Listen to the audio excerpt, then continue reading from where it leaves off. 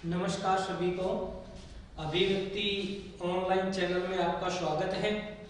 और इस समय जो अपन चर्चाएं कर रहे हैं वो राजस्थान ज्योग्राफी के भौतिक प्रदेश को लेकर अपन चर्चाएं कर रहे हैं। और भौतिक प्रदेश में जो 1 नंबर का पार्ट अपन ने पढ़ा था वो पश्चिम का रेतीला मैदान पढ़ा था। इसी क्रम में 2 नंबर पे अपन ने अरावली पर्वतीय प्रदेश पढ़ा था।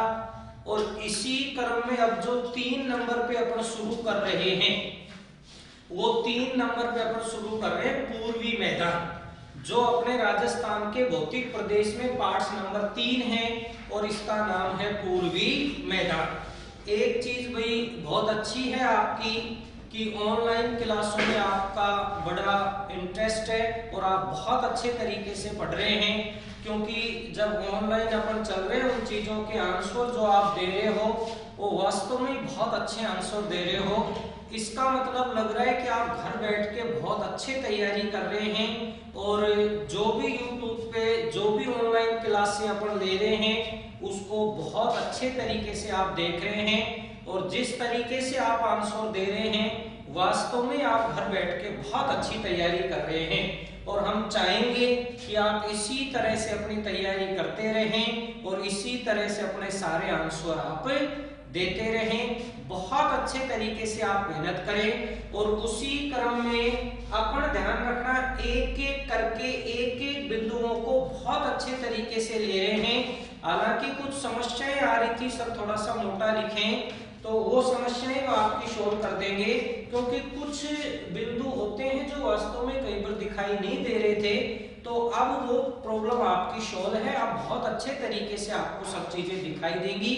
आप बहुत अच्छे तरीके से पढ़ें सभी चीजों को। और 3 नंबर पे जो अपन राजस्थान का पढ़ रहे हैं वो ध्यान रखें आप। नंबर 3 पे जो अपन राजस्थान का जो भौतिक प्रदेश वाला पार्ट पढ़ रहे हैं आप ध्यान रखें। नंबर 3 पे अपन देखोगे तो राजस्थान का पूर्वी मैदान को लेके अपन चर्चाएं कर रहे हैं।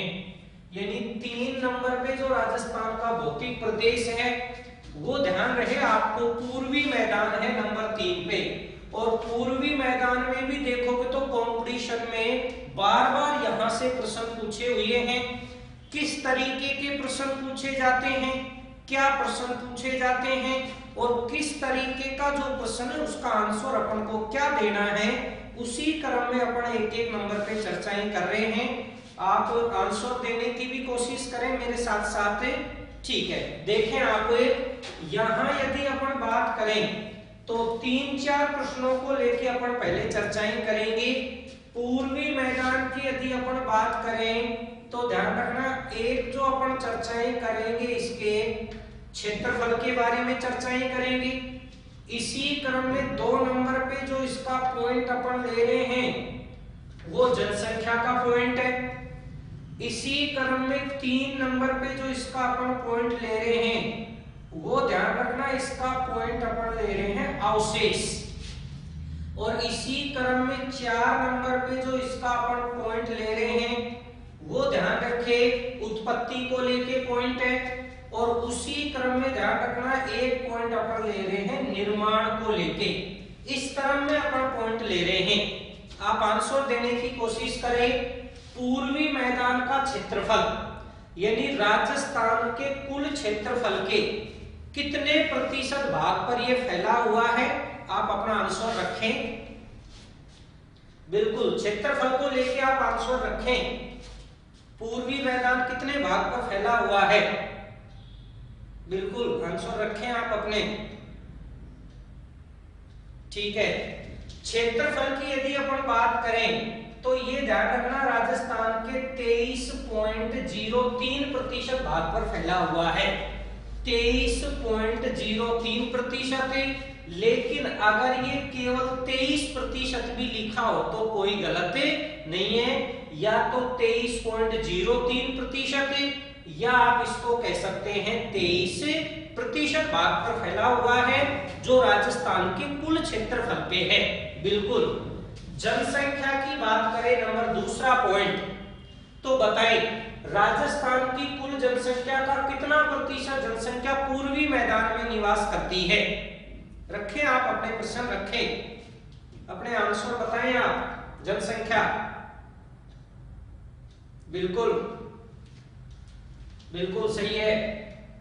ध्यान रखना, राजस्थान की कुल जनसंख्या का 39%, राजस्थान की कुल जनसंख्या का 39% जनसंख्या पूर्वी मैदान में निवास करती है।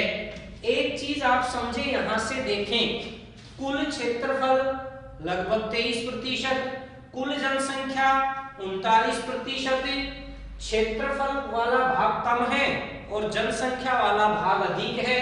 तो ध्यान रखना, इसी भौतिक प्रदेश की यदि अपन बात करें तो इस भौतिक प्रदेश का जनसंख्या घनत्व सर्वाधिक है। इस भौतिक प्रदेश का जनसंख्या घनत्व सर्वाधिक है, घनत्व सर्वाधिक है, बिल्कुल अच्छे से समझ लें आप। जनसंख्या की बात करोगे 23%, वो क्षेत्रफल 23% है, जनसंख्या 39% है। तो इस भौतिक प्रदेश का जनसंख्या घनत्व देखोगे तो सर्वाधिक है।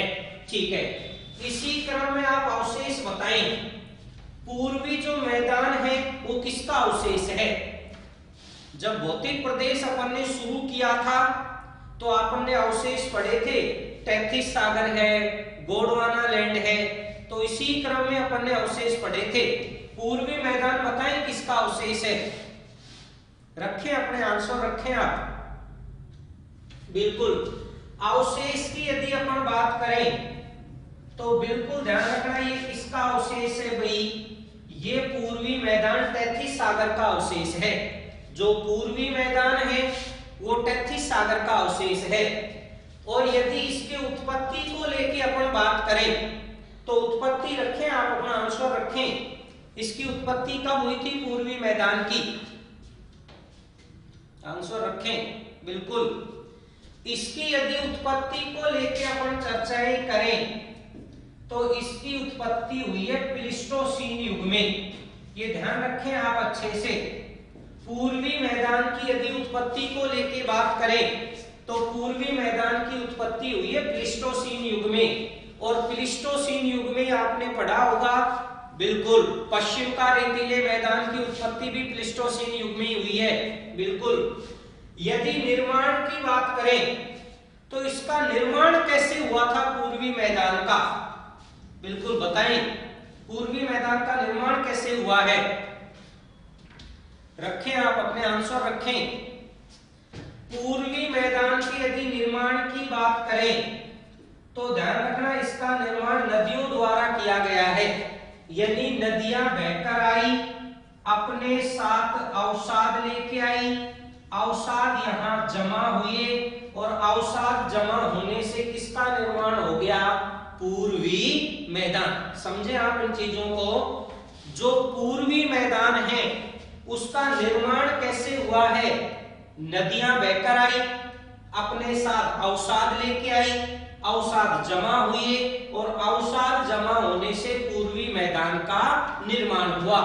अब ध्यान रखना, जब नदियां अपने साथ अवसाद जमा करती हैं तो यहाँ एक मिट्टी पाई जाती है और उस मिट्टी का नाम है जलोढ़ मिट्टी। जो यहाँ मिट्टी पाई जाती है उस मिट्टी का नाम है जलोढ़ मिट्टी। आप ये कह सकते हैं कि पूर्वी मैदान में जलोढ़ मिट्टी पाई जाती है। और जलोढ़ मिट्टी देखोगे तो सब मिट्टियों में जो सबसे उपजाऊ मिट्टी है, यानी आप ये कह सकते हैं कि मिट्टियों में जो सबसे उपजाऊ मिट्टी है वो जलोढ़ मिट्टी है। इसी कारण ध्यान रखना, इसी पूर्वी मैदान में सबसे ज्यादा कृषि का विकास हुआ है। आप ये कह सकते हो सबसे ज्यादा जो उत्पादन है वो पूर्वी मैदान में है। किस कारण है? जलोढ़ मिट्टी पाई जाती है।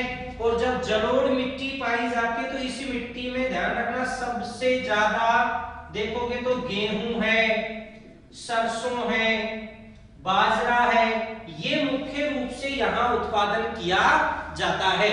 और मुख्य रूप से देखोगे तो यहाँ गेहूं का सबसे ज्यादा उत्पादन होता है। इस क्रम में आप इसको समझे एक बार। बात किसकी कर रहे हैं अपन? बात अपन पूर्वी मैदान की कर रहे हैं। पूर्वी मैदान राजस्थान के कुल क्षेत्रफल के कितने भाग पर है? 23.03%, अर्थात आप इसको 23% बोले। कुल जनसंख्या का कितना? 39% है। तो इसी भौतिक प्रदेश का जनसंख्या घनत्व सर्वाधिक है। उसी क्रम में देखें तो पूर्वी मैदान की यदि अवशेष की बात करें तो पूर्वी मैदान 33 सागर का अवशेष है। उत्पत्ति की बात करें तो प्लीस्टोसीन युग में उत्पत्ति हुई है। इसका यदि निर्माण की बात करें तो नदियों द्वारा बहाकर लाए गए अवसाद जमा हुए हैं और जमा होने से पूर्वी मैदान का निर्माण हुआ है। इस कारण यहाँ जो मिट्टी पाई जाती है वो जलोढ़ मिट्टी पाई जाती है और जलोढ़ मिट्टी मिट्टियों में सबसे ज्यादा उपजाऊ है। तो यह वो भौतिक प्रदेश है जहां सबसे ज्यादा कृषि क्षेत्रों का विकास हुआ है। बिल्कुल समझ ले आप, इसको देख ले एक बार अच्छे से। इसी क्रम में आगे चलते हैं अपन, फिर समझे आप इसको। यहां तक का मैं मिटा रहा हूं, निर्माण तक बस। ऊपर का आपको दिखाई दे रहा है सब कुछ, केवल यहीं तक मिटा रहे हैं अपन इसको, ठीक है। इसी क्रम में यदि अपन आगे चलते हैं तो ध्यान रखना, कई बार एक सिंपल सा प्रश्न पूछा जाता है, पूर्वी मैदान को कितने उपभागों में बांटा गया है। यानी पूर्वी मैदान की यदि वो अपन से बात करता है तो पूर्वी मैदान की वो उपभागों की बात करता है कि पूर्वी मैदान को कितने उपभागों में बांटा गया है। बताएं आप, कोशिश करें, पूर्वी मैदान को कितने उपभागों में बांटा गया है। आंसर रखें आप अपने, कितने उपभाग हैं इसके बताएं आप। ठीक है, यहां से यदि अपन चले तो सिंपल रूप से ध्यान रखना, इसके जो उपभाग किए गए हैं वो 3 हैं। बिल्कुल 3 उपभाग किए गए, यानी आप ये कह सकते हो कि पूर्वी मैदान को कितने उपभागों में बांटा गया है। पूर्वी मैदान को 3 उपभागों में बांटा गया है और ये 3 उपभाग कौन कौन से हैं इनके नाम देखें। फिर अपन ध्यान रखना, एक डायग्राम के माध्यम से पूर्वी मैदान को पूर्ण रूप से अपन क्लियर कर लेंगे, समझे। यहां देखोगे तो नंबर 1 और नंबर 1 यदि अपन देखें तो नंबर 1 पे आता है बनास बाण गंगा का मैदान। बनास बाण गंगा का मैदान, आप ध्यान रखें अच्छे से। 1 नंबर पे जो अपन ने इसका नाम दिया है वो बनास बाण गंगा का मैदान है। इसी क्रम में जो इसका नंबर 2 पे आता है, नंबर 2 बताएं, कोशिश करें नंबर 2 पे कौन सा है। बिल्कुल नंबर 2 पे यदि अपन बात करें तो नंबर 2 पे आता है चंबल बेसिन। इसी क्रम में नंबर 2 पे आप देखोगे तो चंबल बेसिन है। नंबर 3 बताएं आप, नंबर 3 कौन सा भाग है इसका। बिल्कुल नंबर 3 पे यदि अपन बात करें तो इसका जो नंबर 3 है वो माही बेसिन।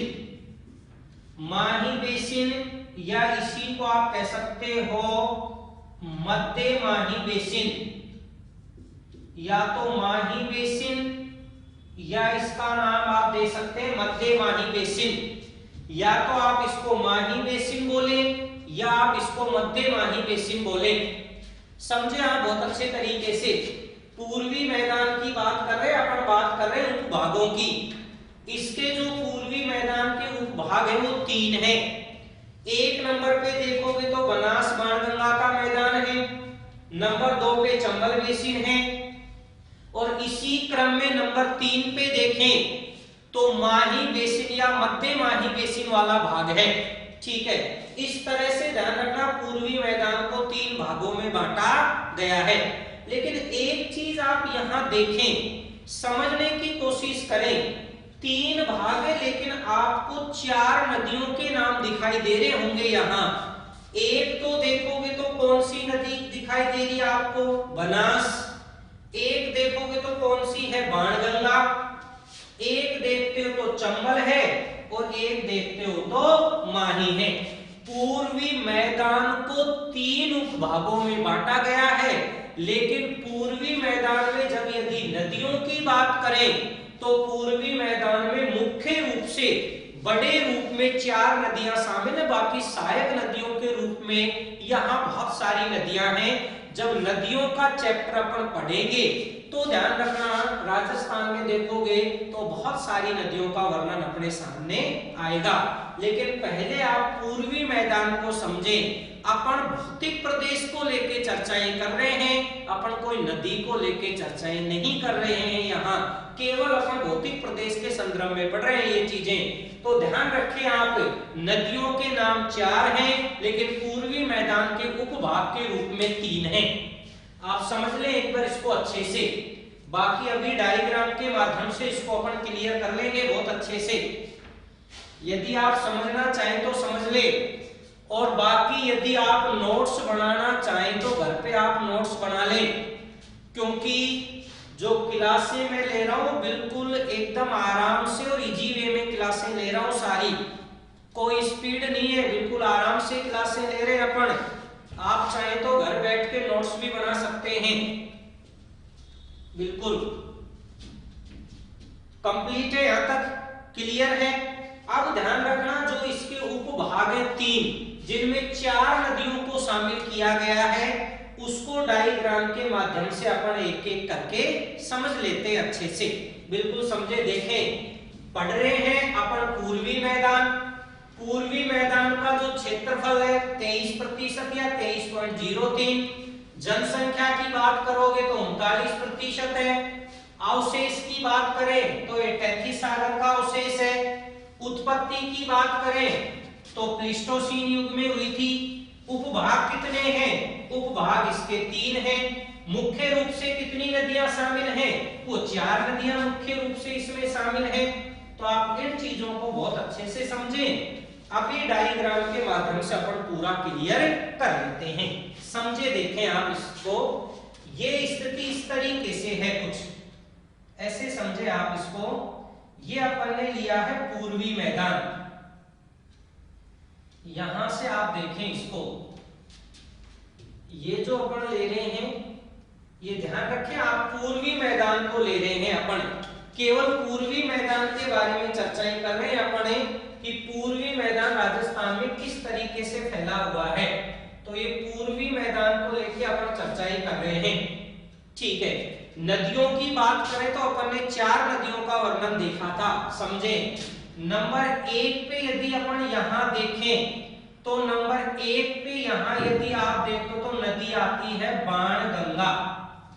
यहां यदि बाणगंगा नदी आती है तो इसका नाम दे सकते हो बाणगंगा बेसिन। यदि इधर देखें तो बाणगंगा बेसिन है। लेकिन ये ध्यान रखें, भौतिक प्रदेश के संदर्भ में आप उन जिलों को ध्यान रखें कि वो बेसिन कौन कौन से जिलों में फैला हुआ है। तो मेरे को बताएं आप, बाणगंगा बेसिन की यदि अपन बात करें तो कौन कौन से जिलों में है बाणगंगा बेसिन? अपने आंसर रखें आप,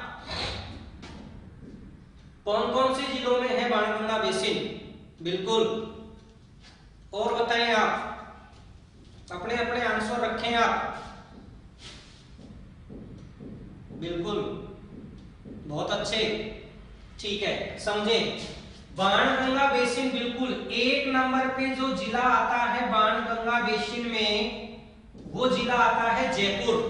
1 नंबर पे जयपुर है। और इसी क्रम में जयपुर के बाद जो जिला आता है बाणगंगा बेसिन में, वो दौसा है। और इसी क्रम में देखोगे तो 3 नंबर पे जो आता है जिला, वो भरतपुर है। ध्यान रखना, बाणगंगा बेसिन की बात करें तो राजस्थान के 3 जिलों में है बाणगंगा बेसिन, जयपुर, दौसा और भरतपुर। क्योंकि जब अरावली पर्वतमाला अपन पढ़ रहे थे तो आपके सामने बाणगंगा नदी के उद्गम को लेके आया होगा प्रश्न। बताएं बाणगंगा नदी का उद्गम कहां से होता है? बिल्कुल ध्यान रखना, इस बाणगंगा नदी के यदि उद्गम की बात करें तो इस बाणगंगा नदी का उद्गम होता है बैराट की पहाड़ी से। और बैराट की पहाड़ी की बात करें तो ये जयपुर में पड़ती है। बिल्कुल, इसी क्रम में यदि 2 नंबर पे अपन चले यहाँ, तो 2 नंबर पे ध्यान रखना, यहाँ जो आता है बेसिन नंबर 2 पे, उसको ध्यान रखें। नंबर 2 पे जो बेसिन है यहाँ, उस बेसिन का नाम है चंबल बेसिन। नंबर 2 पे जो बेसिन आता है वो चंबल बेसिन है। चंबल बेसिन राजस्थान के कितने जिलों में फैला हुआ है? कोशिश करें, चंबल बेसिन राजस्थान के कितने जिलों में फैला हुआ है? वो कौन कौन से जिले हैं बताएं, कोशिश करें। कौन कौन से जिले हैं जहां चंबल बेसिन फैला हुआ है? बहुत अच्छी तैयारी कर रहे हैं आप, बहुत अच्छा, बिल्कुल। चंबल बेसिन की यदि बात करें तो चंबल बेसिन में राजस्थान का जो एक जिला आता है वो ध्यान रखें आप, चित्तौड़गढ़ है। एक तो चित्तौड़गढ़ जिला आता है।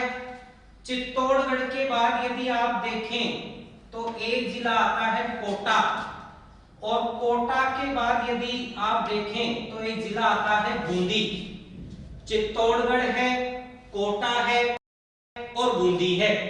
इसी क्रम में देखोगे तो बूंदी के बाद जो आता है जिला वो सवाई माधोपुर है।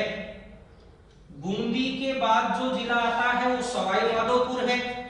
सवाई माधोपुर के बाद जो जिला आता है इसमें, वो आप ध्यान रखें, करौली है। और करौली के बाद यदि आप देखें तो वो धौलपुर जिला है।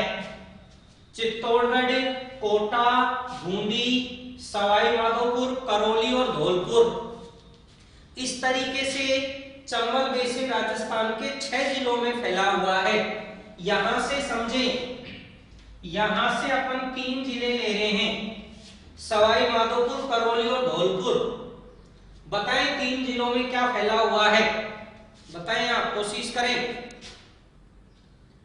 बिल्कुल, यहां देखोगे तो यहां राजस्थान का जो क्षेत्र है, इस क्षेत्र का नाम है बीहड़ क्षेत्र। और बीहड़ क्षेत्र को यदि डांग क्षेत्र कह दें तो भी कोई गलत नहीं है। या तो बीहड़ क्षेत्र या डांग क्षेत्र, यानी आप ये कह सकते हैं कि अपने राजस्थान में जो बीहड़ क्षेत्र फैला हुआ है वो बीहड़ क्षेत्र राजस्थान के 3 जिलों में है। कौन कौन से 3 जिले हैं? सवाई माधोपुर, करौली और धौलपुर। ये 3 जिले हैं जहां ध्यान रखना बीहड़ क्षेत्र फैला हुआ है। और इसी बीहड़ क्षेत्र को डांग क्षेत्र के नाम से भी जाना जाता है। और ध्यान रखना, डांग की जो रानी कहते हैं वो करौली को कहते हैं, यानी जो डांग की रानी कहते हैं वो करौली को कहते हैं। ये सिंपल रूप से ध्यान रखें, डांग की रानी है जो करौली है, ठीक है। लेकिन इसमें भी ध्यान रखना, यदि क्षेत्रफल की दृष्टि से आप देखें तो सबसे ज्यादा बीहड़ क्षेत्र सवाई माधोपुर जिले में है।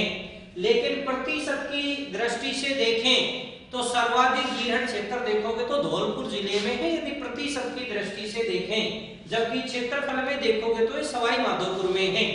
उसके बाद आप ध्यान रखें, ये जो चंबल बेसिन है ये ध्यान रखना किसके लिए प्रसिद्ध है भाई?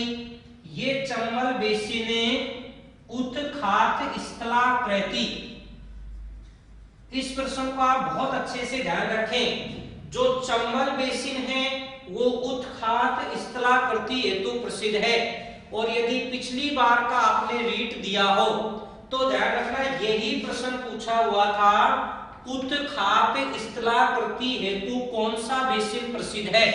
तो ध्यान रखना उत्खात स्थलाकृति हेतु चंबल बेसिन प्रसिद्ध है। और उत्खात स्थलाकृति का अर्थ होता है उबड़ खाबड़।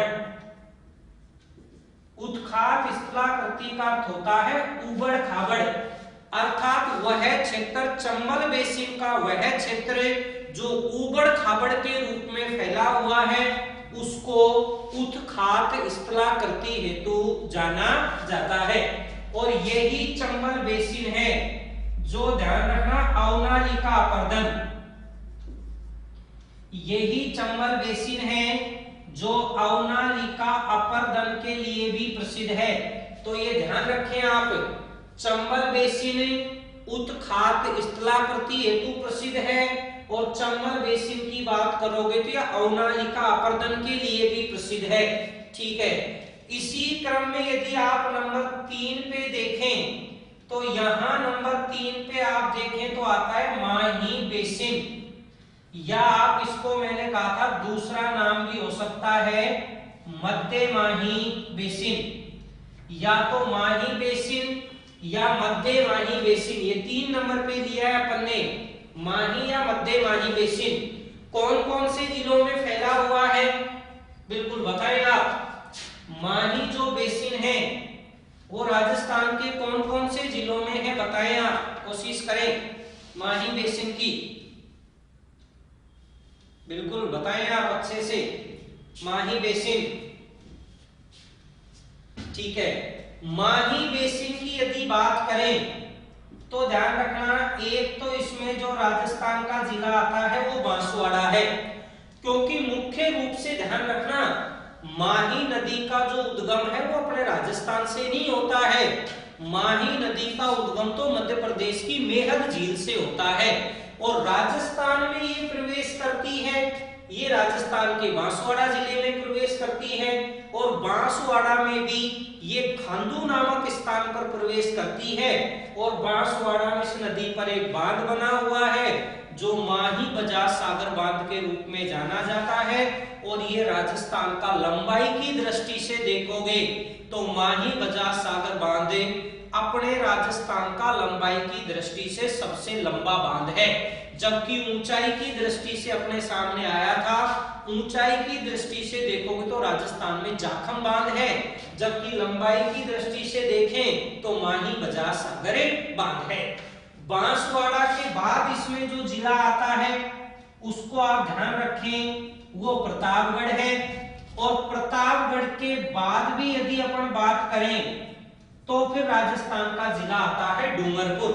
आप ये कह सकते हैं माही बेसिन में जो जिले हैं वो कौन कौन से हैं, बांसवाड़ा, प्रतापगढ़ और डूंगरपुर, 3 जिले आते हैं जो राजस्थान के माही बेसिन में आते हैं।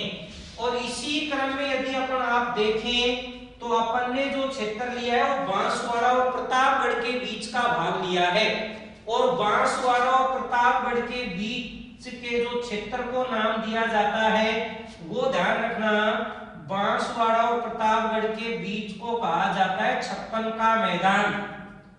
विशेष रूप से ध्यान रखें इस प्रश्न को, 56 का मैदान किस किस के बीच में है 56 का मैदान, ये बांसवाड़ा और प्रतापगढ़ के बीच में है 56 का मैदान। ये ध्यान रखना, जो माही बेसिन है, माही बेसिन में स्थित है 56 का मैदान, और प्रतापगढ़ के किनारे जो माही नदी के किनारे जो प्रतापगढ़ का क्षेत्र है वो ध्यान रखना कांठल के नाम से जाना जाता है।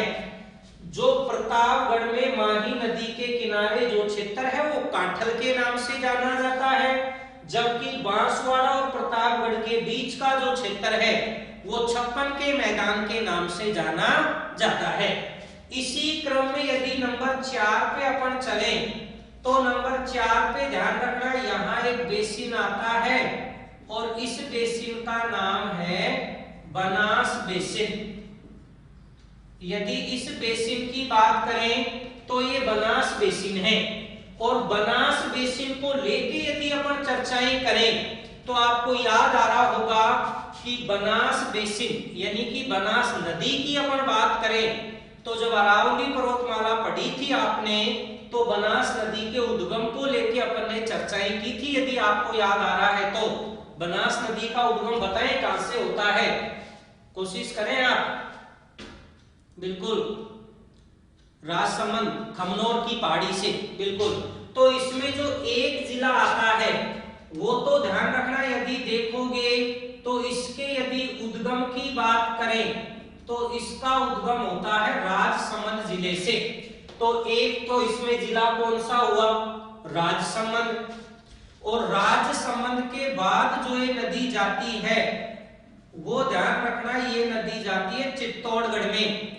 राजसमंद के बाद चित्तौड़गढ़ में, और चित्तौड़गढ़ के बाद ये नदी जाती है भीलवाड़ा में। इधर से अपन ने 3 जिले लिए हैं, राजसमंद, चित्तौड़गढ़ और भीलवाड़ा। और भीलवाड़ा के बाद देखोगे तो ये नदी फिर जाती है भीलवाड़ा के बाद अजमेर, और अजमेर के बाद देखोगे तो ये नदी जाती है टोंक, और टोंक की भी यदि बात करें तो ये नदी जाती है सवाई माधोपुर, और सवाई माधोपुर में जाके और बनास नदी देखोगे तो चंबल नदी में मिल जाती है। और टोंक में देखोगे तो बनास नदी पर एक बांध बना हुआ है, उस बांध का नाम है बीसलपुर बांध। और बीसलपुर यदि बांध पे देखें तो एक परियोजना बनी हुई है बीसलपुर परियोजना, जो अपने राजस्थान की सबसे बड़ी पेयजल परियोजना है। तो जो बीसलपुर बांध है वो बनास नदी पर देखोगे तो टोंक में बना हुआ है। क्लियर है यहाँ तक की स्थिति? ठीक है।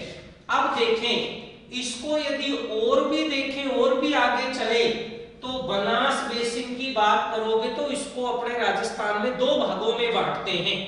बनास बेसिन को भी राजस्थान में दो भागों में बांटते हैं। जो बनास बेसिन की बात कर तो एक नंबर पे यहां से ले रहे हैं अपन, और एक नंबर पे जो इसका नाम दिया जाता है वो नाम दिया जाता है मेवाड़ का मैदान।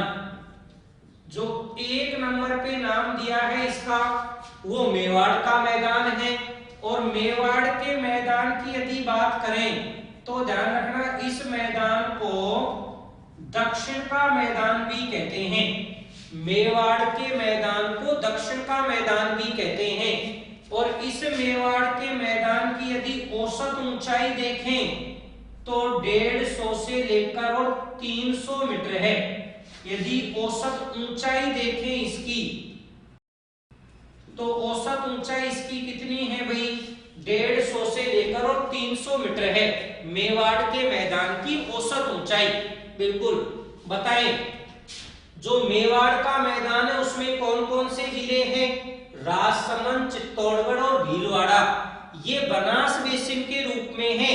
लेकिन यदि मेवाड़ के मैदान की आप बात करें तो मेवाड़ के मैदान में ध्यान रखना, अलग से एक जिले को और शामिल किया जाता है और वो जिला आता है उदयपुर। यदि मेवाड़ के मैदान में आप बात करें तो उदयपुर जिले को भी शामिल किया गया है, लेकिन बनास बेसिन के रूप में उदयपुर जिला शामिल नहीं है।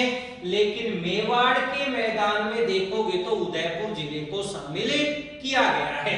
ठीक है। इसी क्रम में यदि अपन बात करें नंबर 2, तो इसी क्रम में यदि 2 नंबर पे आप देखें तो इसी मैदान को एक नाम दिया गया है, और इस मैदान को नाम दिया गया है मालपुरा करौली का मैदान। इसी मैदान को नाम दिया गया है मालपुरा करौली का मैदान। मालपुरा करौली का मैदान। एक नंबर पे जो नाम दिया है वो मेवाड़ का मैदान है। 2 नंबर पे जो नाम दिया है वो मालपुरा करौली का मैदान, और मालपुरा करौली के मैदान को कहा जाता है उत्तर का मैदान। मालपुरा करौली के मैदान का यदि दूसरा नाम देखें तो ये उत्तर का मैदान है। इसी क्रम में यदि इसकी मालपुरा करौली के मैदान की यदि औसत ऊंचाई देखें तो ध्यान रखना, मालपुरा करौली के मैदान की जो औसत ऊंचाई है वो आप ध्यान रखें 280 से लेकर और 400 मीटर तक है। 280 से लेकर और ये 400 मीटर तक है, जिसमें आप देखोगे तो मालपुरा करौली का मैदान है। लेकिन एक चीज और ध्यान रखें, मालपुरा करौली के मैदान में यदि अलग से कोई जिला शामिल किया गया है तो करौली जिले को अलग से शामिल किया गया है। यदि बनास बेसिन में देखें तो 3 जिले हैं, अजमेर, चित्तौड़गढ़ और सवाई माधोपुर। लेकिन जब मालपुरा करौली के मैदान या उत्तर के मैदान की बात करें तो ध्यान रखना, इसमें करौली जिले को भी शामिल किया गया है। और अच्छे से समझ लें, मेवाड़ के मैदान में जो अलग से जिला है वो उदयपुर है, और मालपुरा करौली में जो अलग से है वो करौली जिले को शामिल किया गया है। आप अच्छे से देख ले, एक बार अच्छे से समझ ले। कोशिश करें अच्छे से समझने की आप। वैसे बहुत अच्छा पढ़ रहे हैं आप, बहुत ही शानदार पढ़ रहे हैं, इसी तरीके से आप पढ़ते जाएं। बिल्कुल। और एक बार बार जो आपके प्रश्न पूछे जा रहे हैं ऑफलाइन क्लासों के, तो ध्यान रखना कृष्ण जी ने भी बहुत अच्छे तरीके से आपको ये चीजें बताई हैं कि ऑफलाइन क्लासें वहीं से शुरू होगी जहां से आपका छूटा हुआ था, उसमें अपना वहीं से शुरू करेंगे। ये ऑनलाइन क्लासें आपको घर बैठे आपका समय खराब ना हो, इसके लिए हम कोशिश कर रहे हैं और जितना हो सकता है अधिक से अधिक कोशिश कर रहे हैं आपके लिए। आप उस चीज का फायदा उठाएं बहुत अच्छे से, इन क्लासों को आप बहुत अच्छे से पढ़ें। बिल्कुल। लेकिन जिस तरीके से आप आंसर दे रहे हो वास्तव में लाजवाब है, बहुत अच्छे आंसर दे रहे हैं आप, बहुत अच्छी कोशिश भी कर रहे हैं आप। एक बार दोबारा से देख लेते हैं, बिल्कुल दोबारा से देख लेते हैं। अपन पढ़ रहे हैं पूर्वी मैदान, और पूर्वी मैदान की बात करोगे तो इसके 3 उपभाग हैं, लेकिन नदियों के रूप में देखोगे तो 4 हैं, 4 नदियां हैं मुख्य रूप से। 1 नंबर पे जो नदी ली अपन ने बाणगंगा बेसिन है, और बाणगंगा बेसिन की बात करोगे तो जयपुर, दौसा और भरतपुर 3 जिलों में है। उसके बाद यदि चंबल बेसिन की बात करें तो चंबल बेसिन देखोगे तो राजस्थान के 6 जिलों में है, चित्तौड़गढ़, कोटा, बूंदी, सवाई माधोपुर, करौली और धौलपुर। और इसी क्रम में यदि अपन देखें तो सवाई माधोपुर, करौली और धौलपुर की बात करें 3 जिलों की, तो इन 3 जिलों में ध्यान रखना बीहड़ क्षेत्र है, और इसी बीहड़ क्षेत्र को डांग क्षेत्र के नाम से भी जाना जाता है। ठीक है। और ये जो चंबल बेसिन है, ये ध्यान रखना उत्खात स्थलाकृति हेतु प्रसिद्ध अर्थात उबड़ खाबड़ क्षेत्र है। और यही चंबल बेसिन देखोगे तो अवनालिका अपर्दन के लिए प्रसिद्ध है। उसी के बाद 3 नंबर पे माही या मध्य माही बेसिन की अपन ने चर्चाएं की हैं। 3 जिले आते हैं, बांसवाड़ा, प्रतापगढ़ और डूंगरपुर। और बांसवाड़ा और प्रतापगढ़ के जो बीच का क्षेत्र है वो छप्पन का मैदान है, जबकि प्रतापगढ़ के आसपास के क्षेत्र को काठल के नाम से जाना जाता है। इसी क्रम में 4 नंबर पे देखें तो बनास बेसिन है, और इसको अपन ने 2 भागों में बांटा है, एक मेवाड़ का मैदान है और एक मालपुरा करौली का मैदान है। मेवाड़ के मैदान में मुख्य रूप से बनास बेसिन के रूप में 3 जिले हैं, जबकि स्पेशल मेवाड़ के मैदान की बात करें तो 4 जिले हैं, राजसमंद, चित्तौड़गढ़, भीलवाड़ा और उदयपुर को अलग से शामिल किया गया है। इधर देखोगे तो मालपुरा करौली का मैदान, जिसको उत्तर का मैदान कहते हैं, और औसत ऊंचाई की बात कर तो 280 से 400 मीटर है। और इसी क्रम में अलग से जो जिला शामिल किया गया है वो करौली जिला है। और देख लें आप अच्छे से, नदियों की चर्चाएं नहीं कर रहे हैं, नदियों की चर्चाएं नदियों के टॉपिक में ही करेंगे अपन, केवल यहाँ इसका भौतिक स्वरूप देख रहे हैं बस, नदियों को लेके चर्चाएं नहीं कर रहे हैं। नदियों की चर्चाएं नदियों के टॉपिक में ही करेंगे अपन, बिल्कुल। ठीक है। इसके बाद जो अपना टॉपिक शुरू होता है वो ध्यान रखना दक्षिण पूर्व का मैदान या हाड़ौती का मैदान शुरू होता है। आप अच्छे से पढ़ते रहें, हाड़ौती के मैदान को लेके चर्चाएं अपन नेक्स्ट क्लास में करते हैं। आप अच्छे से पढ़ते रहें और मुख्य रूप से आप घर रहें, स्वस्थ रहें और सुरक्षित रहें।